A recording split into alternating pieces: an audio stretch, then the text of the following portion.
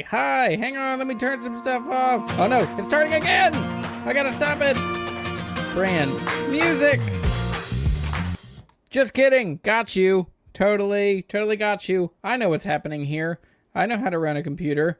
Hey, hi, well, hello, welcome. And I'm gonna scooch back.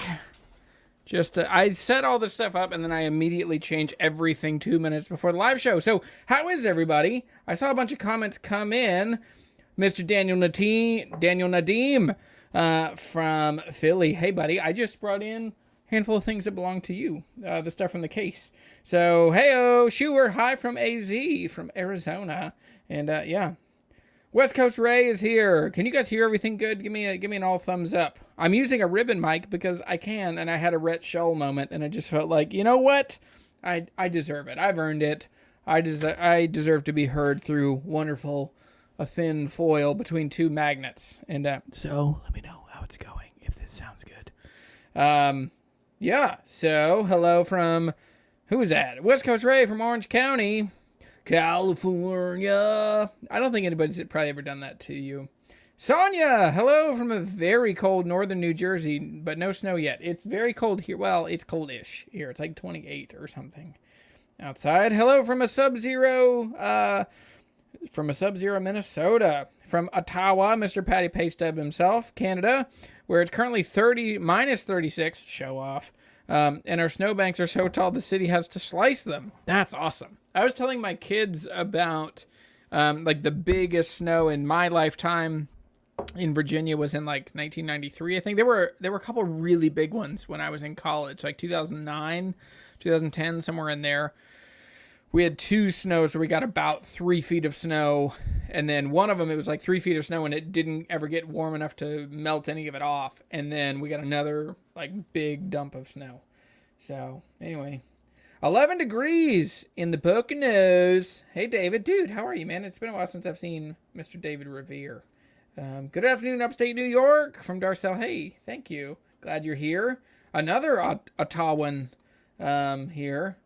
Dale, what? Hang on, we've talked about this. I'm sure we've talked about this. From Weir's Cave, from old Juarez Cave. I went to Harvard on the Highway down in Weir's Cave. And 96 was yours in Philly? Yeah. Mr. Ryan Byrne is here. Hello. How are you guys? Hello from Toronto. A lot of Canadians. I love Canada. Now, with that said, I've never been to Canada. I'm working on it. Ooh, hey, here's the thing I can talk about now. It sounds like in April or May, I'm going up to hang out with Boucher guitars. So we're going to go spend some time and be together and hang out. And it's going to be very cool. How does this work? Does this sound good? Am I podcasting well with a ribbon mic? I tested it a little bit beforehand, and I liked how it sounded. And I decided to do it. So, Chilhowie. Hang on. Do you know there's a town in Virginia called Chilhowie? Help. Hello. Oh, it's hello, not help. I thought you were saying help. Hello from Central PA. A lot of PA, a lot of Canada. Yeah, so today I'm only going to give you bad advice. I'm only going to give you the worst advice that I've ever heard and I've ever experienced. If you have bad advice along the way, today's the day. Let's get it all out of our system. Some of this will be tongue-in-cheek. Some of it is actually bad advice. I don't know. I haven't worked through this mentally yet. I've been at Hometown Music today. I'm taking a break now. This is my break. I do this, and then I'm going to go back to the live show. So if you're around Harrisonburg, Dale, if you want to come hang in Harrisonburg, I'm at Hometown. We got a Bonnie Pink Custom 24 today that I don't need any more pink. I literally have 3 pink guitars. I'll show you. I have 3 pink guitars. I don't need more. Pink guitar number 1. Pink guitar number 2. And pink guitar number 3.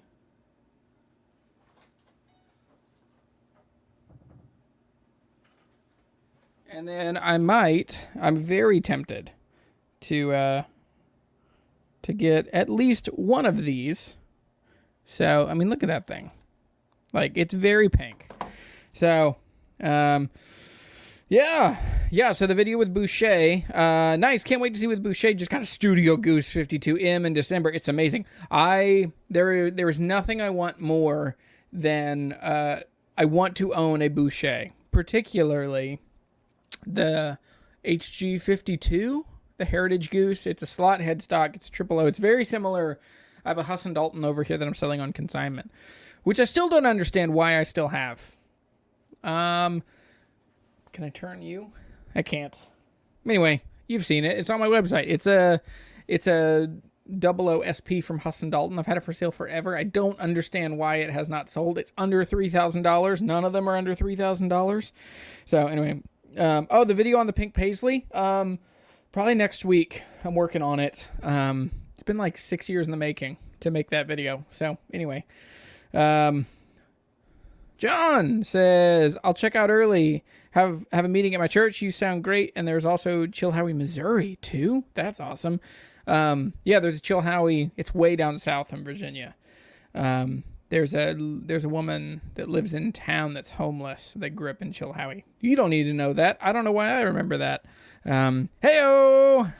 S. Louis from the Netherlands. Hey, buddy. How are you? Hang on. Somebody else said something. Dale says, do you have a definite schedule at the store? I stopped in last Saturday, but you weren't there. Visited with Chuck. I couldn't be there last Saturday. We had some family stuff, and I was on kid duty. But my normal schedule, I'm always there Monday through Wednesday, and then I was there all this morning, and usually I'm there on Saturdays. I won't be there Saturdays forever, because that's just a thing that, like, if I'm trying to do this thing for 30 years, I don't know if I can do every Saturday. So I'll do some Saturdays. But yeah, if you want, you can give a call to the shop beforehand, or yeah, you can call. I'll give you my number and you can text me if you're around. Ryan has a BG 51 on order. So a Bluegrass Goose, right? In the BG. Guys, I feel like I'm overexposed. I am. I'm one stop overexposed. How could this happen? There we go. All right. ISO 250 today, boys. Shooting at f2.8, and I can get all close in here. And look at that. Doesn't it look like I'm bald when I wear my beanie like this? Let's be honest, I'm going bald for sure. My barber yesterday told me to prepare myself for a shaved head at some point. So anyway, Daniel says the slotted headstock gold pack mahogany Adirondack guitar from Boucher I played at St. John's is the best mahogany guitar I've ever played. That is high praise. That's awesome. Pre-war guitars. I have right here. It's in here somewhere. Oh, maybe I used it. I have a couple stickers, but I put... There it is. Can you see it? Nope, you can't see it. Right there. This is kind of pointless. So many dumb things in the way. But yeah, I have a sticker of pre-war guitars. I think they are excellent. So the microphone I'm using this week, hang on, I'll answer one question first. Pre-war guitars, they are absolutely excellent, especially the new D1. It's a D1, the 12 fret. They did it in collaboration, or like they did them for Bob Minner. Got one of them, 12 fret dreadnought mahogany back and sides, spruce tops. One's a burst, one's a natural. They're both very 30 spec. They're amazing guitars. They did them for Norman Blake is the other one.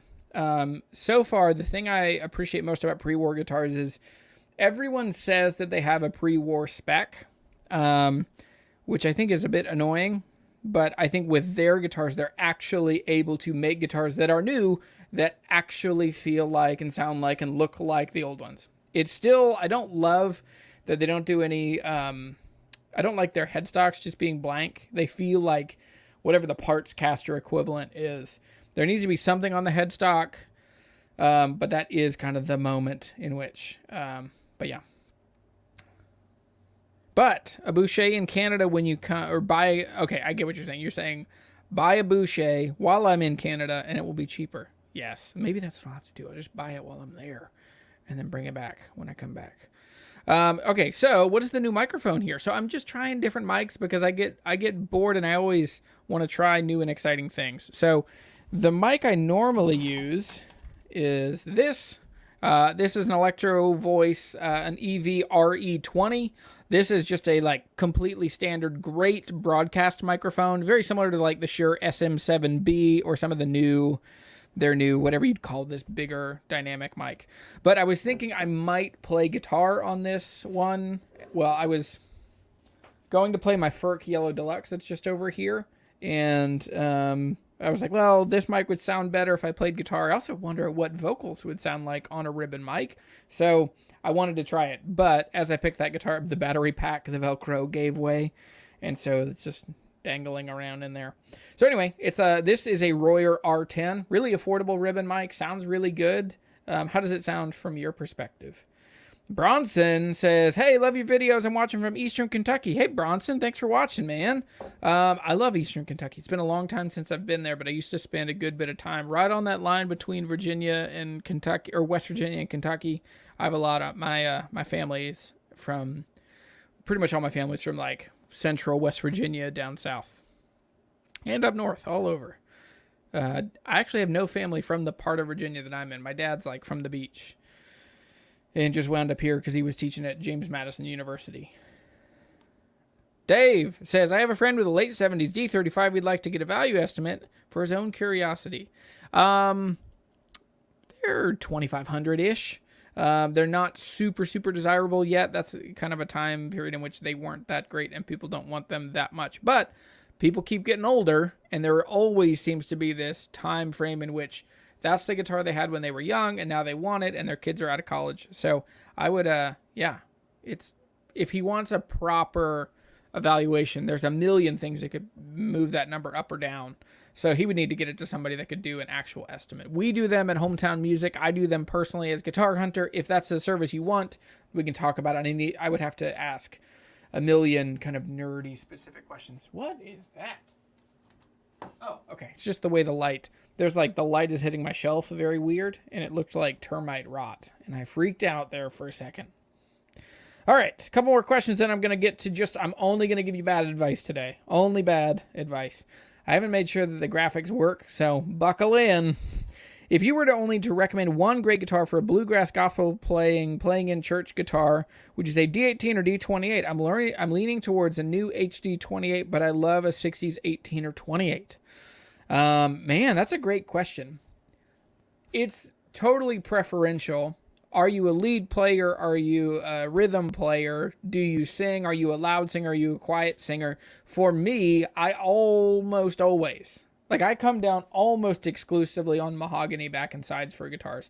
I like D18s. They're just excellent for me. And so that's where I would almost always point somebody. Go towards, an 18. Now, if you want an HD28 that is herringbone and prettier, and if you're in bluegrass and you're in gospel, the idea of having a herringbone, that's really important. So HD28s you can't lose. They're great. They're very loud, and they kind of push you towards a lead player. And also, if you show up with that in like a jam and you're not a lead player, you're going to get a lot of come on, somebody's playing, they're going to give you the nod. They want you to take a lead. So for me, that stresses me out. I haven't worked through those thoughts too much, but I don't like pushing myself to play leads.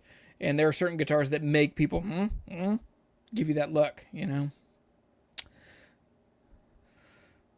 Raphael says, always buy import models as soon as they come up for RRP.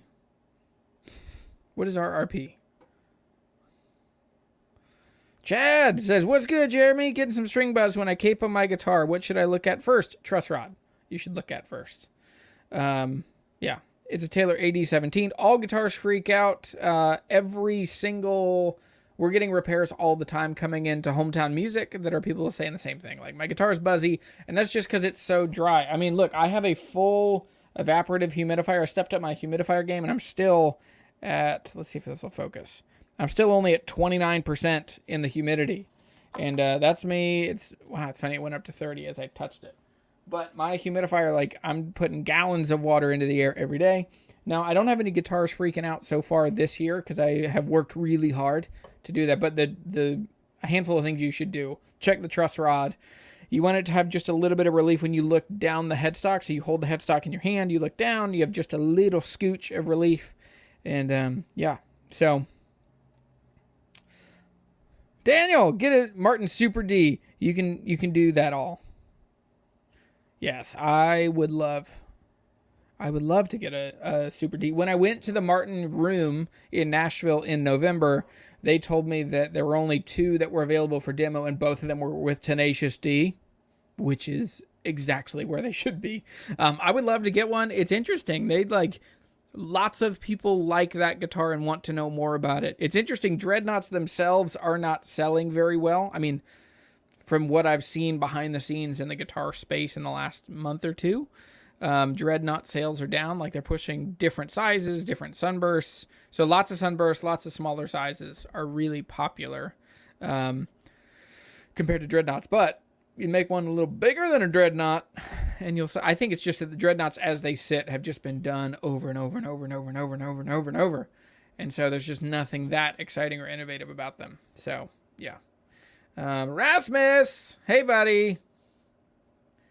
Raphael says retail recommended price. Oh, got it. That's the same phrase as you'd hear like MAP pricing, which is minimum advertisable price. And yeah, as soon as so what were you saying? You were saying as soon as they drop off? No, I would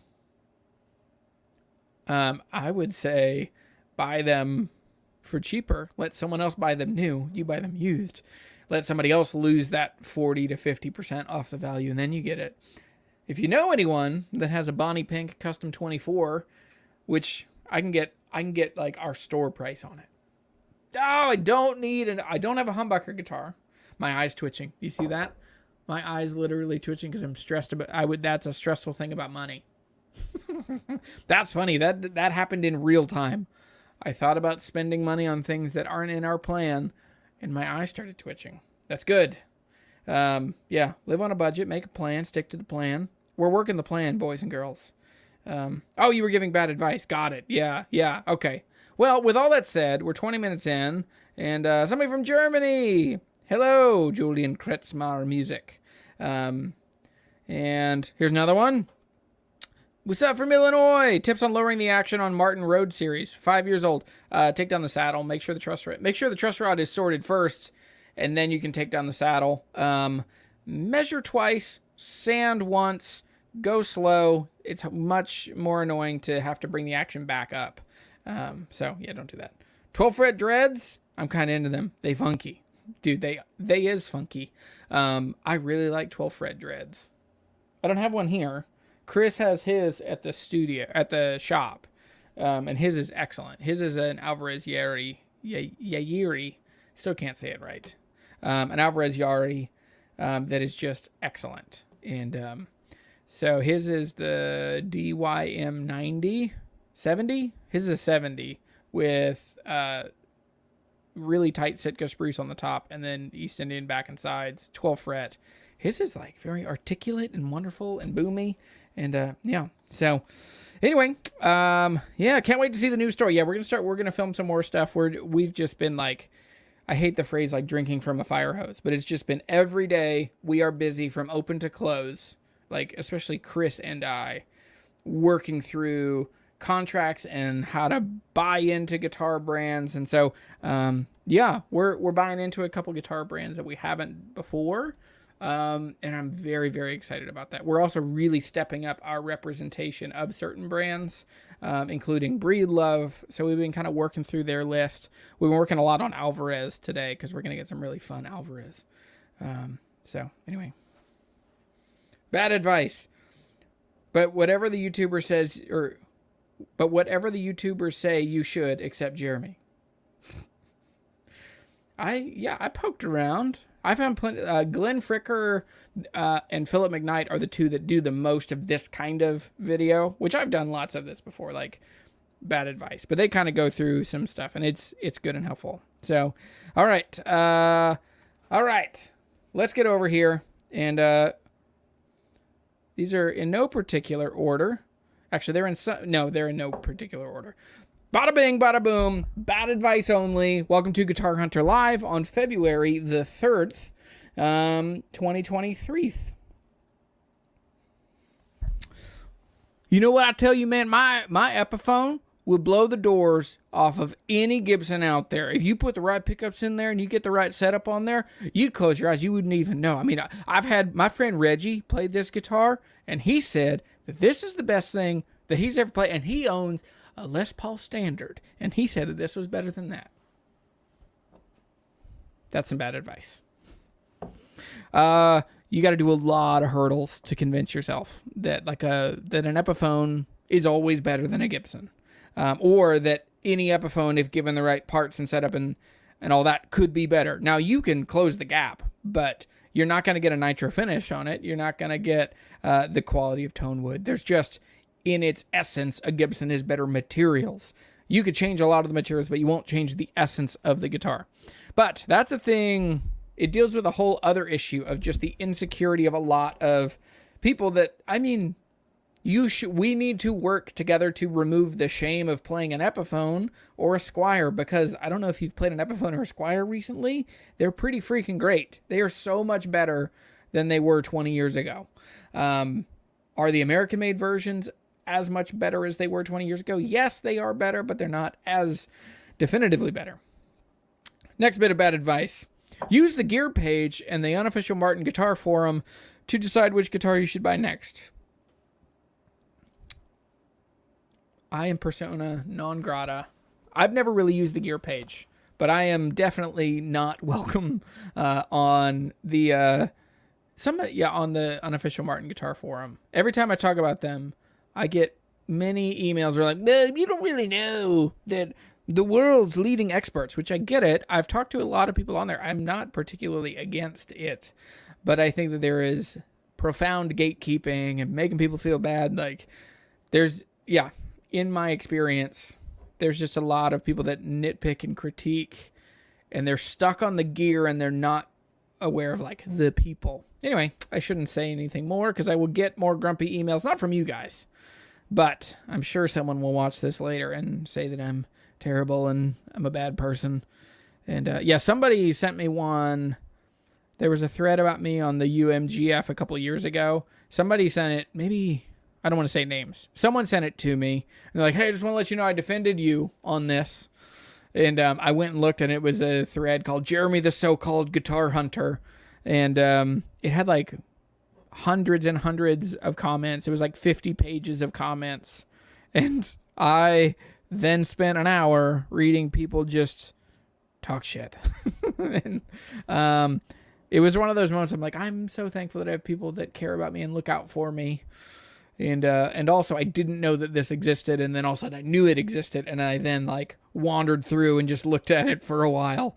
So, anyway, don't use, bad advice. Use those to figure it out.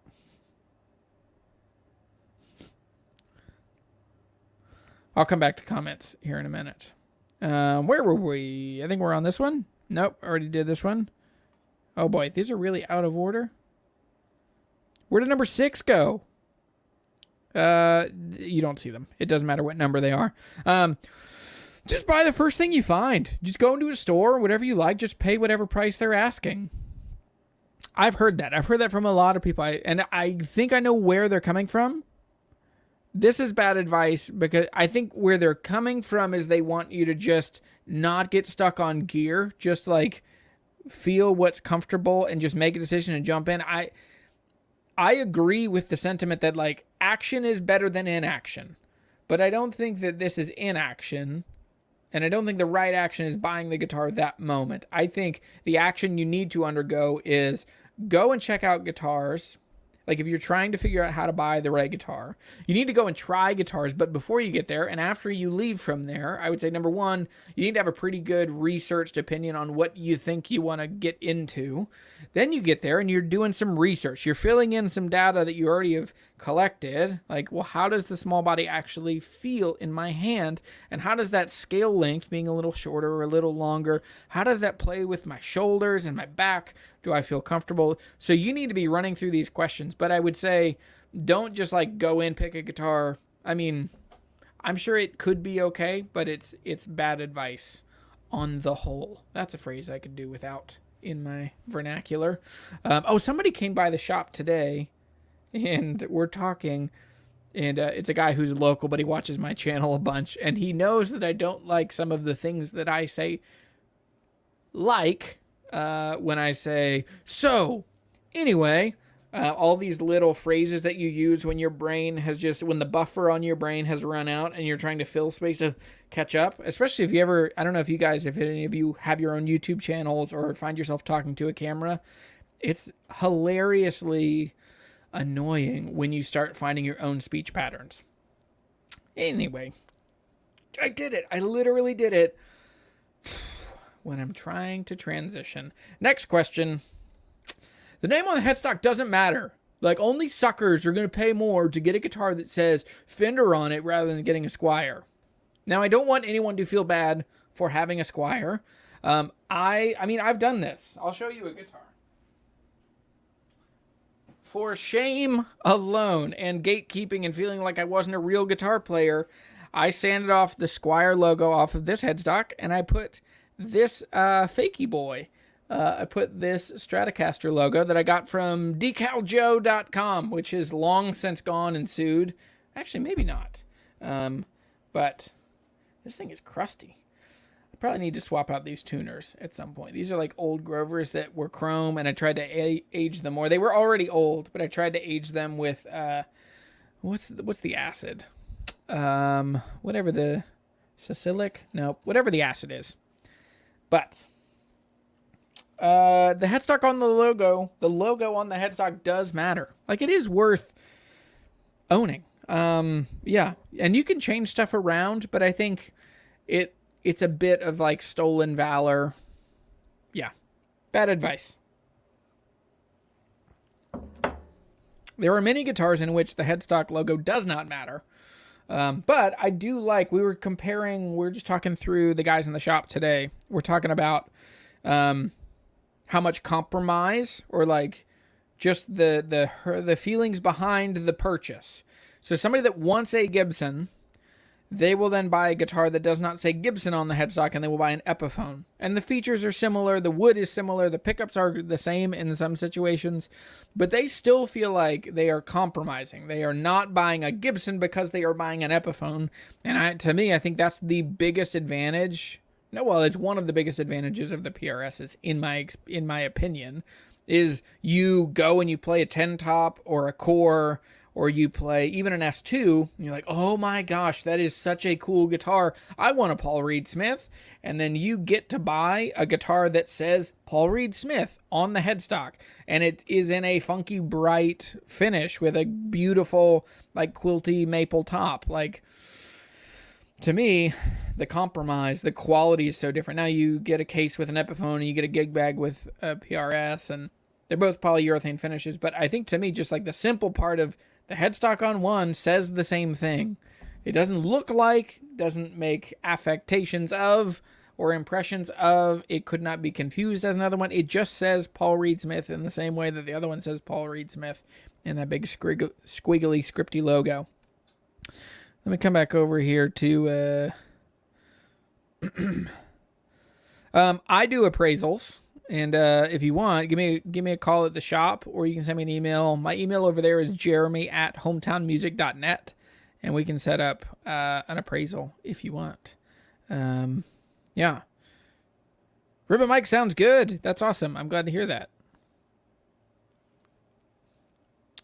Trying to come back.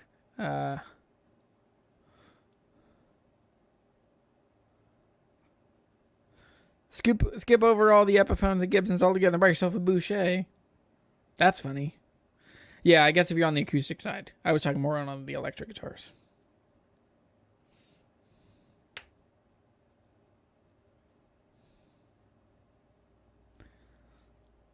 So Corey says, Jesse, I no longer buy because of the name on the headstock. I use my ears now, end up getting more guitar and less money on most accounts. It is true.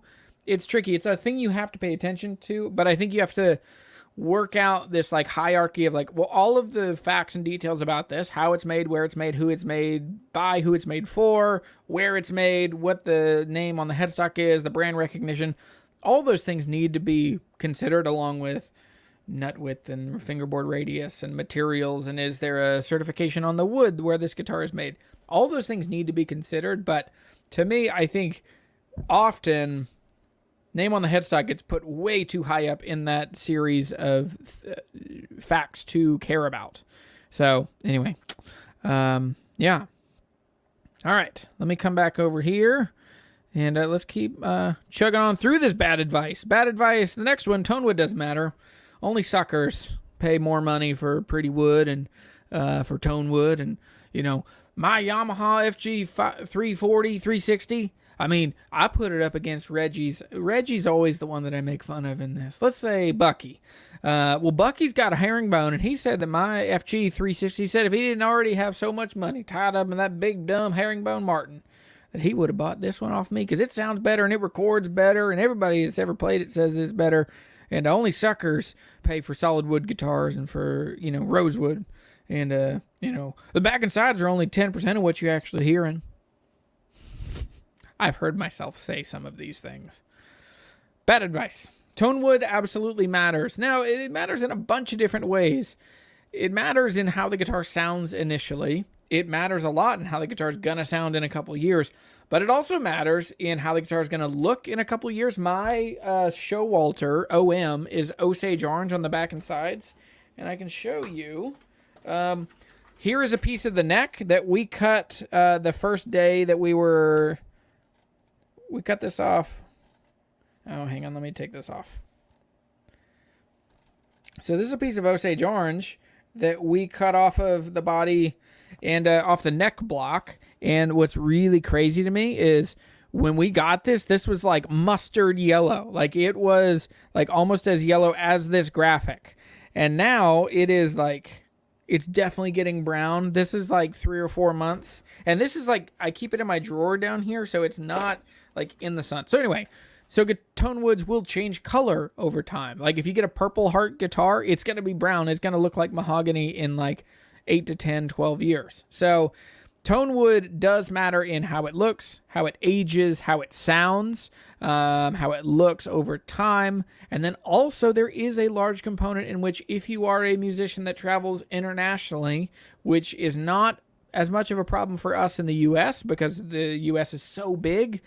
But I know players like Billy Strings doesn't take his Brazilian guitars with him when he plays in Canada. Because you have to show if it's Brazilian rosewood, it's too risky to travel with. So yeah, tone wood does matter. And now there's another one we'll talk about. Solid woods matter. But yeah. Oh, that's such a good one. Let me turn this one off. So Joe says, bad advice. Take seller's word that it is an authentic brand name with a low, unbelievable price. Oh my gosh. That is the worst advice. Yeah, trust people to tell you the truth. And I don't want to be nihilist. I don't want to be overly nihilist. But to me, there is a level of chaos just underneath the surface, and it's really hard for me to admit, but not many people tell the truth. Well, there are the people who don't tell the truth can be very convincing in their untruth, in their lies, in their deception. Man, that is such a good point. Thank you. Thank you for that, Joe. Yeah, it's really, really tricky. All right. We already talked about the name on the headstock. Don't matter. It don't matter. I mean, you just... Okay. Down here, tone woods don't matter. Only change one string on a time. If you're restringing your guitar, you don't want to twist the neck. You don't want to warp the neck, and that guitar's used to being under tension. And if you take all the strings off, you're going to ruin your guitar. And, it just, you need to clean under each string individually as you can, clean just the 5th string, just the 4th string. But don't ever take all the 6 strings off at one time because it will ruin your guitar and it'll twist the neck.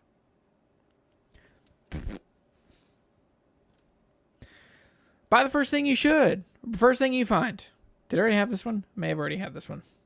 But yeah, just walk into the store, buy the first thing, get out of your way. Don't think too hard about it. It's just a tool.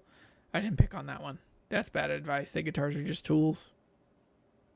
They are tools, and they are many other things in concentric circles out from that. Where'd 13 go? I don't have 13 in here. Finance it. Just, if you can't afford it, just use if they have a firm, if they have PayPal credit, if they offer you a credit card there, you go to the store, you go to the bank. If you get approved for a big chunk of money, you definitely should buy guitars on that. For a million reasons, this is a dumb idea. The biggest reason you should not finance guitars is that they are depreciating assets. They are not investments. It is a terrible idea to invest in guitars. You should work hard, and you should do a couple things with money. You should spend money, you should save money, and you should enjoy money. You need to keep your guitars in the enjoy category. Now, I don't borrow money for guitars, largely because I think that risk, and I know that I am not of the opinion of almost anyone else of you that are watching this video. Other people are much more comfortable with debt than I am. I am uncomfortable with debt because I don't want my things. I want to remove risk from my life in as many ways as I know how. And so for me, I've had my own ability to make money change many times in my life, whether that's being in a sales job and having commission, and I used to be in the oil and gas industry in safety, and as soon as oil prices crash, they stop spending money on safety, which that's a whole other thing in itself. But they stop doing anything other than the bare minimum of what they have to do to stay in compliance and to not get sued. Anyway, that's a whole other can of worms that I didn't mean to open. But, yeah, financing, dumb, bad choice, because it invites risk into a thing that you love. So keep it into the enjoy category. Also, if you're trying to make any profit buying and selling guitars, a really easy way to chew through a lot of profit is to give it to Chase, Wells Fargo, Truvient, whatever that. We left that bank because they got too big. It was SunTrust. We left them because they just got gigantic. So, anyway. Yes, there you go. Live like nobody else, so later you can live and give like nobody else. I love Dave Ramsey. If you don't know Dave Ramsey, his big thing is get out of debt, and he walks you through the baby steps. Baby step 1, put $1,000 into a savings account. Just get to where you can cover some chaos yourself. And then, number 2, I guess number 1 is technically get on a budget and put $1,000 in the bank. Number 2, once you're working your budget and you see, okay, we are able to, we have a little margin. So with that, what you then start doing is prioritize everything you owe money on from smallest down to largest. And you pay minimum on everything and just as much as you can towards the smallest thing until it's gone. And then next month, when the smallest thing is gone, then you snowball that into the next smallest thing. So that $10 a month that we owe to the hospital for that little thing, that's gone. You're like, well, then a credit card is $100 a month. Okay, well, now we're paying the $15 plus the $100. And all of a sudden, then you're like, well, $115 plus this. And by the end, this is what we did. We had 2 car notes, some credit card debt, some medical debt. And so by the end, without changing our budget at all, once all of the things we were paying money on were paid off, by the end, we were throwing $4,500 a month. That's not true. It was $2,500 a month. We were throwing that at our car. That was the last thing we owed money on. So anyway, financing is dumb and don't do it. And yeah. So, finance it. Next one. Martins are the best guitars, period. I mean, other people come close, and but Martins are always better all the time, everywhere. And you know who I know thinks that this is not true anymore? The 99% of guitar players that were at the IBMA show this year, at the Bluegrass Music Awards show. John Chapman and I walked around. We're watching all of these guitar players, and it shocked both of us. Now, the Acoustic Shop isn't a Martin dealer, but they are a Ferk dealer. They sell Boucher. They sell Eastman. They sell a lot of Eastman. And then they also sell, what else? Breedlove, and they have lots of guitars.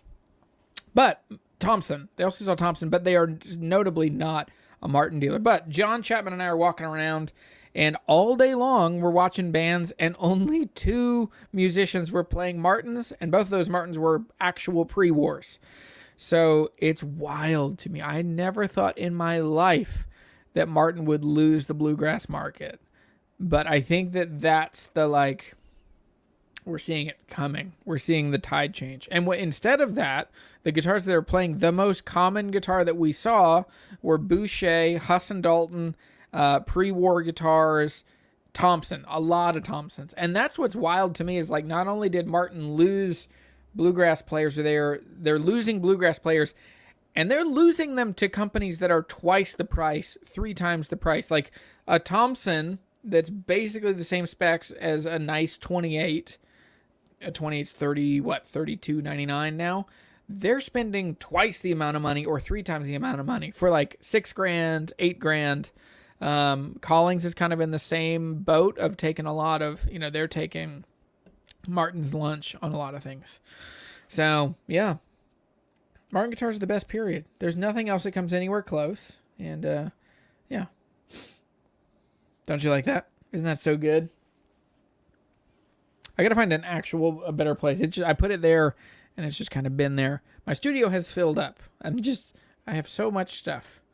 Martins are the best, period. Next bit of bad advice, all solid wood is always best. If you're buying an acoustic guitar, has to be solid.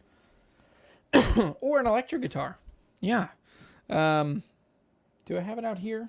I don't think I do. I think it's in the house. I have one of them. Yeah, it's not worth opening. I have 2 carbon fiber guitars. That's not exactly what this is talking about.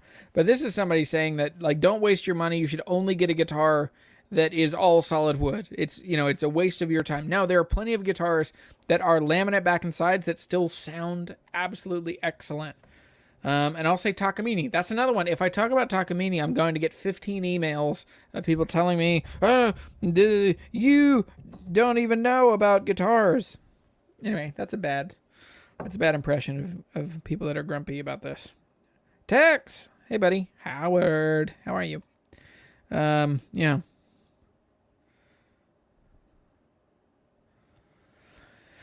Okay.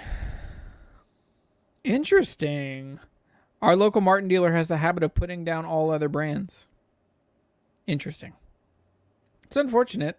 I've done it. I know when I worked, I get salespeople, particularly ones motivated by consignment or by commission, they're really under the gun to put a lot of pressure on people to like the brands that they have and to be loyal to the brands that they have and to never even consider buying their competitors' brands. I don't feel that. I know for us with Hometown, like, we're just getting to where we're selling some of that kind of brand. But to me, I'm like, I want people to find the best guitars that they are, and I'm authentic to who I am. Like, we are selling my favorite guitars. Yeah. So one of the questions I keep getting asked is, would you be a Martin dealer? And we got an email, like, we want to talk about that. We want to consider it, but they have a very, very steep entry point. And then also, to me, I'm like, the same thing with IBMA. Like, I love Martin guitars. I wear a Martin guitar shirt all the time. I will chase down every Martin I can find. I want to play every one I can. And I think that they're making the best guitars that they ever have. But I think that there are more fun options and more relational options. It's kind of like, and it's not a direct comparison because there's not the same boutique market in cars, but it's kind of like at some point you stop cheering for Ford. You're like, I'd wear a hat and a shirt that say Ford, but they're just so big that it doesn't feel overly special to, like, own one or, like, yeah. It's not a contentious opinion to love Martin guitars. Sometimes I just talk and then I hear myself say things. I'm like, oh boy, that is true. And I hadn't thought about that. And now I've thought about it in front of a couple hundred people. So anyway, yeah, okay. Let's keep moving. Other bad advice. If it's imported, it's bad. Only American-made guitars hold their value. Only American-made guitars are worth buying or selling or owning or, I remember when I couldn't afford to buy an American guitar. Most of this comes just from a perspective of gatekeeping. most of it also is just very dated advice. Like, if you haven't played, I mean, look at the freaking surge of guitars that were made in Japan and are now amazingly expensive and super exciting. Like, I've already showed my pink paisley. That guitar is made in Japan, and it is absolutely great quality. And yeah, I mean, the pickups and the hardware, and that's the stuff that usually gets the corners cut, but the quality of the guitar itself is just great. So, you know, if it's imported, usually pretty good. Depends on where it's imported. There are many details. Again, there's this whole list of probably 30 or 40, 50 specs that you should have in your mind, and you just have to rework what order in which you let yourself process the guitar that comes from you. My favorite comment, and by favorite, I mean my absolute least favorite comment that I get every single day of my entire life. I did not think about this when I started doing YouTube videos, but I get this comment every day and it kills me, which is, I would never spend a single dollar that supports China. I wouldn't buy a guitar from China. I don't support them in any way. Sent from iPhone. Like, you know, and I kind of poke at it every now and then. I say, like, you know, what device did you post this comment from? Because I guarantee it's from China. You know, we just, I don't know. It's a weird moral posturing political thing to say. And it gets me. A Herman Hauser? I have not. I want to play every guitar. Howard says, doing good. Just got back from 3 hours of singing and playing with the Eastman E20 OM MRTC picked by Liz Fortone. Oh, dude, Liz is the best. She's wonderful. That's a great guitar. So, hang on. E20. I have to pick this apart. That's an Adirondack spruce top. And then is that East Indian back and sides?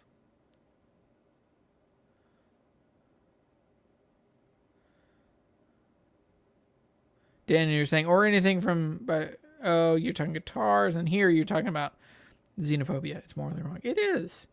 It's just, yeah, it's crazy to me. Yeah. Bad advice. You should take your mini humbuckers out of your 69 Les Paul Gold Top and put double DiMarcios when you're dumb. And when you're dumb and 18 years old. Oh, I'm sure. So many have done that. Oh, so it's Madagascar back in sides. Hamana. Interesting. So at Spigma, SPGM, yeah, that's interesting. That's good. I'm glad to hear that. I knew that what we were doing at IBMA was anecdotal at best. Like, it's just, hey, here, where we are. But it's also, there was a much higher level. I didn't walk around the jam spots as much, but people that were performing on stages was a surprisingly low amount of Martins. Here's another one. Small builders are better than factory. Always, every time, every single time. Every small builder is better than every factory. Or, I don't buy factory-made guitars. I have a couple factory guitars that are freaking excellent. Many people would call this guitar a factory guitar because there's a lot of automation and robots that make this. Like, in particular, how this neck is shaped is by, as my little boy says, a wobop. And so robots do make these, and they like articulate the body and they sand the sides and they do a lot of things. But this guitar is an absolute monster. The battery pack is bouncing around in this. Right somewhere, but might be a little out of tune too.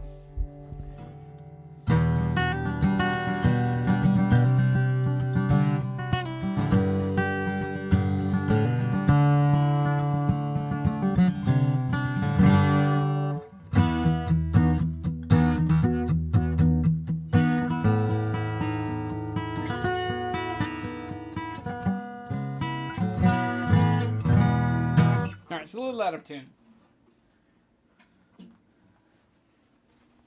A lot of factory-made guitars. It's a poke. It's a poke that you would say factory guitars are bad, hand-built guitars are good, because it is so hard to build a guitar. And it takes so much practice and time. I built my first, a lot of you saw this. I got my first ever, I built my first guitar, my first acoustic guitar with Sweetwater this fall, and a million mistakes were made, even though Steve is so gracious and so kind and patient, and he let me kind of work hard and make some mistakes and build the guitar. It's incredibly hard to do, and even then, it is not, like, it does not take much looking to look at that and see, like, there are finish issues. I mean, I sanded a hole in the freaking side because I'm an idiot, and I need to be more gracious with myself. I sanded a hole through the side of my guitar because I didn't know what I was doing. And there's a million things I was only doing for the first time. It's kind of like making bread. If I would make any other kind of YouTube channel, I might make it about baking because I do that a lot and I love bread. And I eat a whole lot less bread these days. And my clothes fit better, so it works out. But in bread making, the hardest part is shaping the loaf. But that only takes like seconds. I mean, it takes 2 minutes of a 14-hour process. And so in order to get practice at that thing, you have to give all this extra time around it. Same thing is really, really true with guitars. You don't get good at shaping. Like for me, it was sanding the hips of the guitar, or that waist. That's the hardest part of sanding the guitar for me. But it's a pretty short part of the guitar process. And so you'd have to do this whole, the fastest I can make a guitar by myself is probably 2 or 3 weeks per guitar. And so anyway, factory guitars, they figure out how to fix those things. And there are things that robots will be better than us, and there will be things that people are still better than robots for a long time. There's a large gap.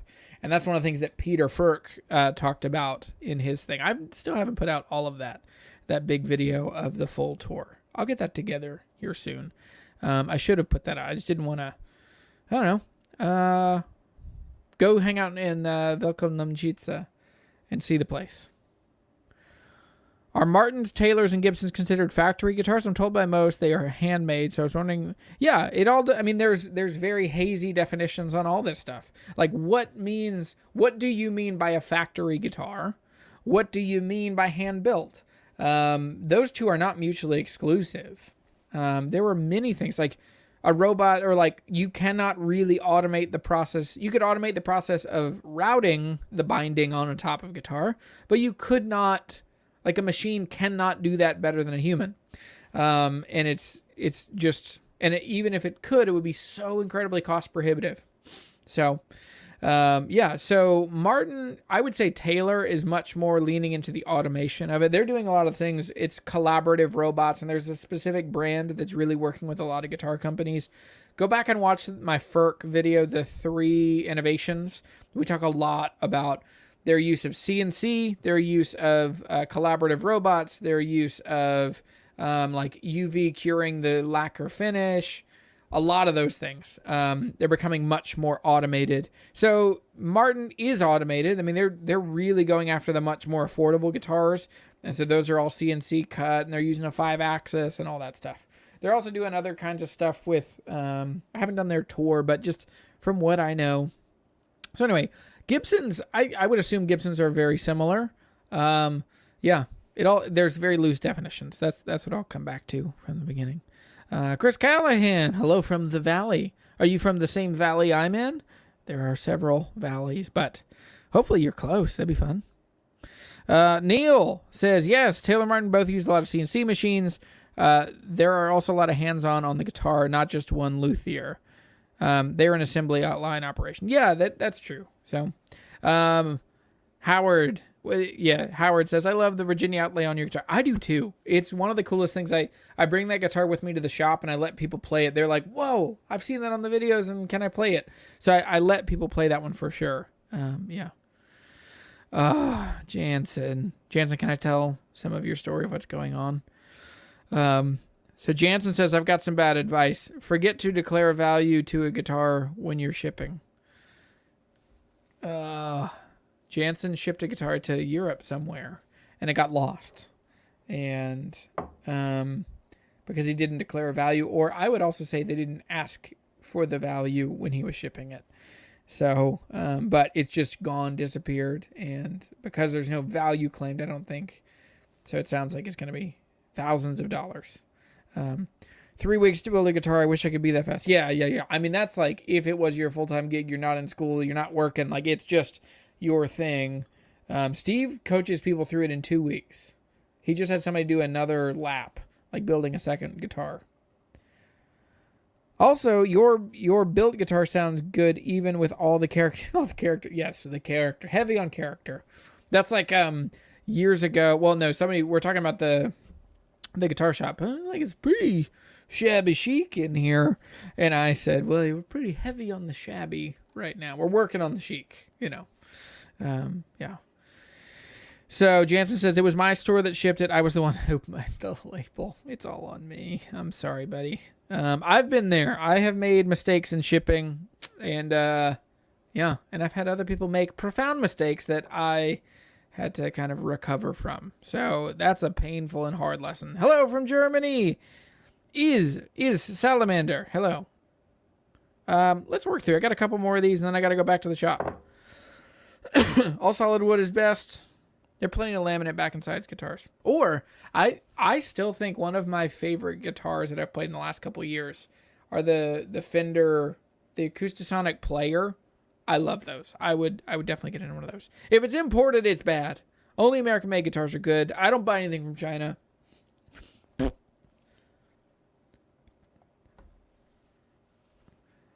Gibson has quality issues, don't you know? All the forums said that I shouldn't buy any Gibsons because they're only bad and they're not good and they're both made by robots and made badly by hand, right? None of this, like, so much of this can't just literally and like actually literally. Isn't it funny how often people use the phrase literally, figuratively?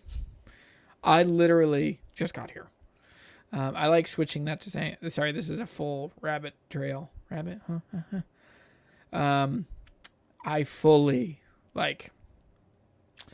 sometimes I really go deep on taking what people say when they say literally, and I swap it in my head to say figuratively. I figuratively just got here. I figuratively packed that this morning when I left. Gibson has quality issues. That's the biggest one. Let's close on that one.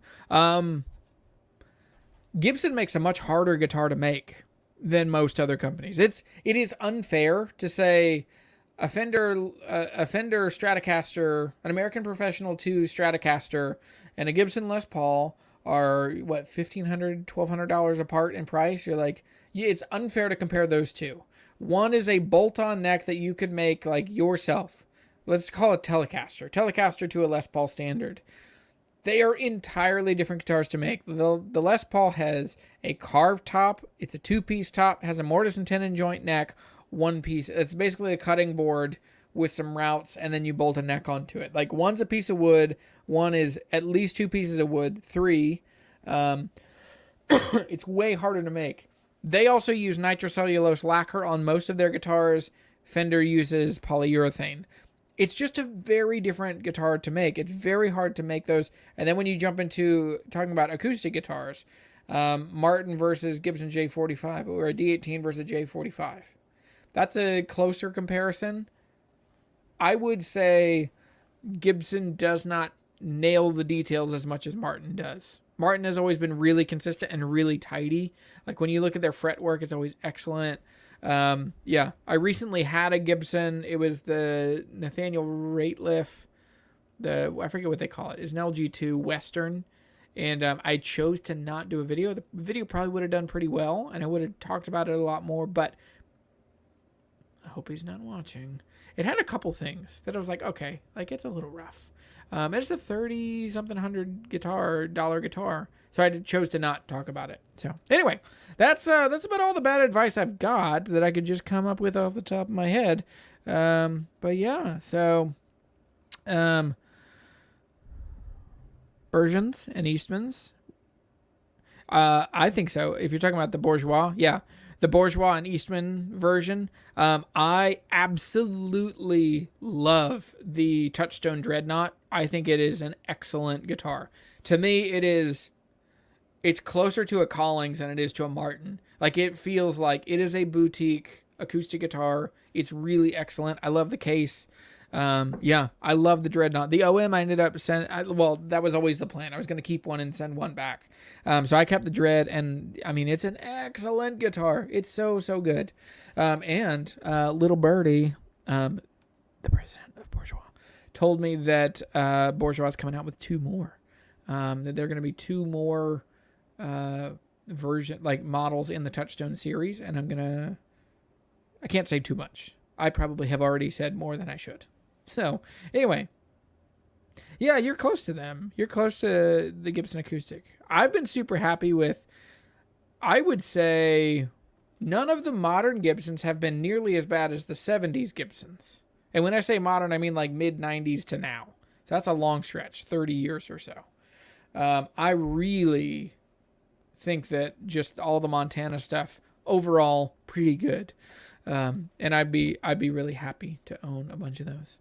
Rasmus says, I really want to convert a 12-string D28 or D35 12-fret to a 6-string pre-war spec. I think that would be very fun. That's what Nathan did. Nathan converted one that was really great. Oh, my date is wrong in the live show. Whoops. But, yeah. So, anyway, that's all I got. I got to go back to the guitar shop. So I'm going to do this. I'm going to go get a snack and then go to the guitar shop. If you're close by, come hang out. Come say hi. And, yeah, Chris Callahan says, what do you think about the 60s reissue of the J45? I like it a lot. Did they do the adjustable bridge? I don't remember off the top of my head. If they did, that's one of those moments where you're like, not all old guitars are great. Not all guitars are worth reissuing. There are some real problems with old guitars. That's what gets me. There's some, like a through saddle on a pre-war style Martin is so freaking annoying to live with. Oh, it kills me. It really bothers me because it's when the action gets hard, when the action gets buzzy, you don't, this is a soapbox that I will save for another day. Yes, being adjustable, that's bad. That's a bad call. So anyway, thank you each and every one of you. Make sure you hit a thumbs up on the video, subscribe, and when I just got paid for super chats from last month, and it was an amazing boost and exciting thing. So thank you for super chats. I know it's hard, especially when I'm clicking through the other things and trying to keep kind of an idea of, like, today was all bad advice. I know it's hard for me to see comments and stuff, but I appreciate it. And you guys are wonderful. Thank you for everything. And I'm going to show you one. I'll show you one guitar that, I'll give you a reminder. Number one, keep the dream alive. The Dream Guitar Challenge is still up. This was my first step. I'm looking for somebody to buy this, and I will give you a good deal to keep this moving and to keep the Dream Guitar alive. So I'm asking $700 for this. I would do less than that. I want to make some money and start moving towards the Dream Guitar Challenge. So I think the Dream Guitar is the D45. So we're going to do something fun and funky and cool. Also, I do have it out here. That other close is out here.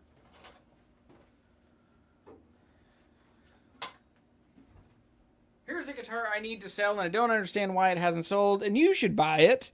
And so here it is. Focus, focus, focus. This is a Husson Dalton double OSP. This belongs to Mr. Billy Nix himself. And Billy is a great friend, great guitar player. He's been super kind to me over the years.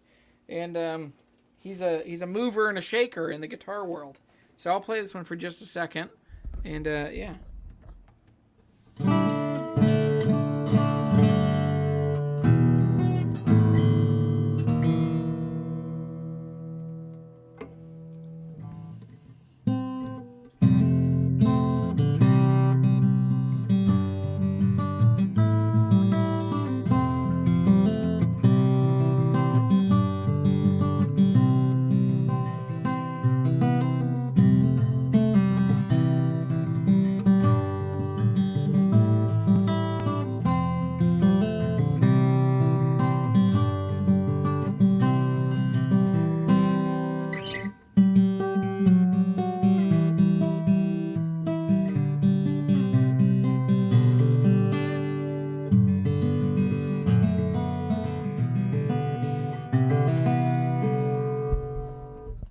So this one is for sale on my website. So jeremytheguitarhunter.com